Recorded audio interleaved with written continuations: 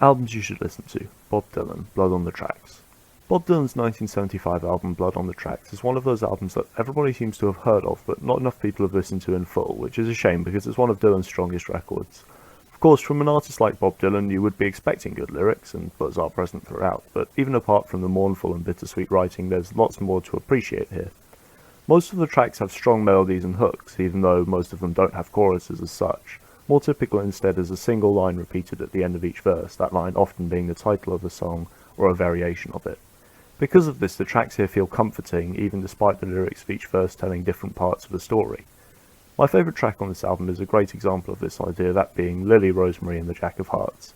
The song is pretty long and winding, delivering a cryptic story of bank robbery, actors and a game of poker, among other things.